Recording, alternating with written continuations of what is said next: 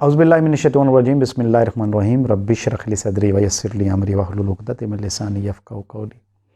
अस्सलामु अलैकुम वरहमतुल्लाहि वबरकातुहू। कैसे हैं जी मेरे सब भाई और बहनें? उम्मीद है कि सब अल्लाह तबारक व तआला के फ़ज़ल व करम से खैरियत से होंगे। अल्हम्दुलिल्लाह अला कुल्लि हाल। आगे चलने से पहले मैं ये गुजारिश करूँगा कि जो मेरे चैनल पर न्यू हैं वो मेरे चैनल को सब्सक्राइब करें, वीडियो को लाइक और शेयर करें और कमेंट बॉक्स में अपनी राय का इजहार ज़रूर किया करें ताकि मुझे आपकी राय का पता चलता रहे कि आप किस किस्म की वीडियोस देखना चाहते हैं। आपको याद होगा कि मैंने अपनी प्रीवियस वीडियोस में बात की बेटों की, बात की बेटियों की, औलाद की बात की।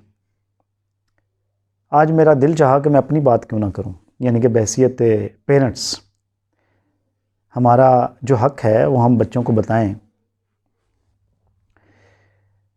तो सबसे पहली बात तो ये है कि अल्लाह तबारक व तआला ने कहा कि अपने वालिदैन के सामने उफ़ तक ना कहो और उनके सामने आजिज़ी के साथ कंधे झुकाए रखो।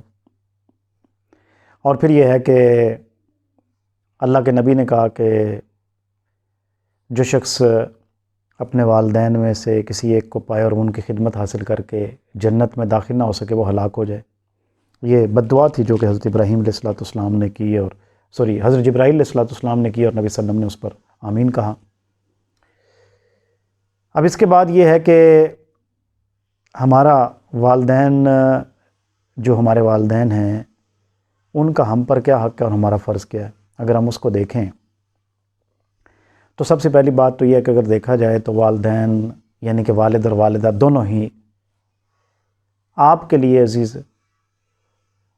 अज़ीज़ान मन आपके लिए कितनी तकालीफ़ उठाते हैं कि पैदाइश के वक्त वालिदा मौत व हयात की कैफ़ियत से दो चार होती है। फिर आप छोटे होते हैं, गीली जगह पर ख़ुद सोती है, खुश्क जगह पर आपको सुलाती है, रात भर आपके लिए जागती है, वालिद भी जागता रहता है।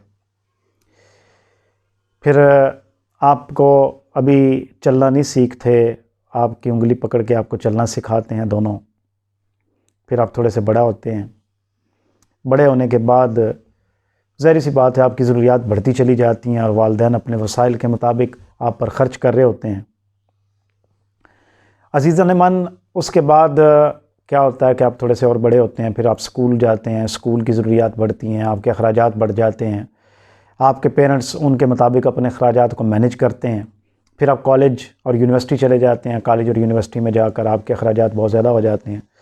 मैं आपको अगर अपनी बात बताऊँ तो अभी मेरे बच्चे क्योंकि अब बड़े हो गए हैं तो पीएचडी के दौरान, यानी कि मैं अखराजात की बात कर रहा हूँ, सिर्फ पीएचडी के दौरान मेरे 5 से 6 लाख रुपए से ज़ायद के अखराजात हुए हैं।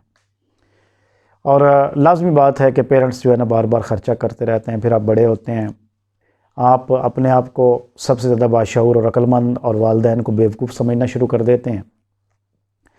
अज़ीज़ान मन ये वक्त होता है कि आपके वालिदैन को उस वक़्त आपकी ज़रूरत होती है और आप उनसे पहलूतही बरतना शुरू कर देते हैं। सोशल मीडिया एक्टिविटीज़ और अपने दोस्तों और अज़ीज़ों और दीगर कोलीग्स के साथ, स्कूल फ़ेलोज़ के साथ आप ज़्यादा लग जाते हैं। और मैंने ये भी देखा, यानी कि मैंने ख़ुद अपना मुशाहिदा किया है अपनी आँखों से कि जब बच्चे बड़े होकर किसी ओहदे पर पहुँच जाते हैं तो वो अपने कोलीग्स से, अपने दोस्तों से तारुफ़ कराते हुए अपने वालिद या वालिदा का, अगर वो स्टेटस में लो हों तो अपनी बेइज़्ज़ती महसूस करते हैं।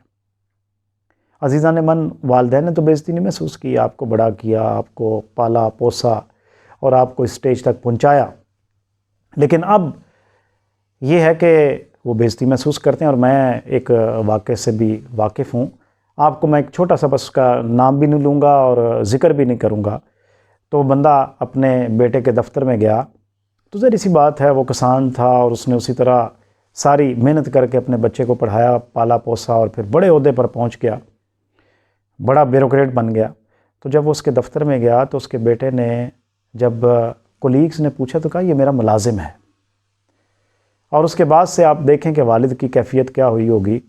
और हमारे यहाँ तो चलें अल्हम्दुलिल्लाह ये है कि अभी भी वालिदैन का एहतराम है, वालिदैन के साथ बच्चे रहते हैं, उनका एहतराम भी करते हैं। लेकिन आम तौर पर ये होता है कि जैसे ही बच्चों की शादियाँ होती हैं, बच्चों की शादियाँ कर देने के बाद बच्चे अपने बूढ़े वालिदैन को छोड़कर इधर उधर निकल जाते हैं और अब जब कि उनको ज़रूरत होती है तो वालिदैन अकेले ज़िंदगी गुजारते हैं اور بعض اوقات تو ہوتا ہے کہ اکیلا والد ہوتا ہے یا اکیلی والدہ ہوتا ہے، تو ان کے لیے مینج کرنا بھی مشکل ہو جاتا ہے، اٹھ کر پانی پینا اور دیگر ضروریات کا خیال رکھنا عزیزان من آپ ہی کی ذمہ داری ہے۔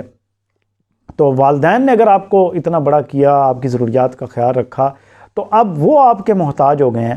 جیسے کہ بالکل وہ بوڑھا صحابی جو لاٹھی ٹیکتا ہوا آیا تھا، جس کے بیٹے نے نبی اکرم صلی اللہ علیہ وسلم کے پاس شکایت کی تھی اپنے والد کی کہ یہ میرے سارے مال کو خرچ کر ڈالتے ہیں، تو اس صحابی نے جب کیفیت بتائی تو آپ صلی اللہ علیہ وسلم کی آنکھوں میں آنسو آ گئے، اور آپ نے اس کو مخاطب کرتے ہوئے کہا کہ تو اور تیرا مال سب تیرے باپ کا ہے۔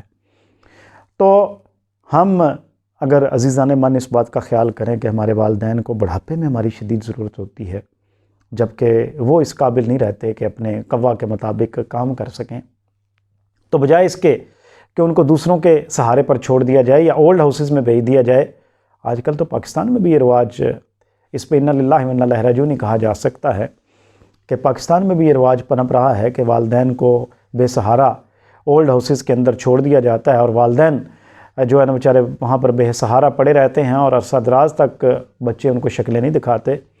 اور اب یہ ہے کہ اس میں ہماری دوہری ذمہ داری ہے کہ ہم اپنے والدین کا خیال بھی رکھیں، ان کی ضروریات کو بھی دیکھیں، اور ان کی ضروریات کا خیال رکھتے ہوئے اس نعمت کو، یہ کہ بلیسنگ آف اللہ ہے، بلیسنگ آف اللہ المائٹی ہے، اس کو جانچیں۔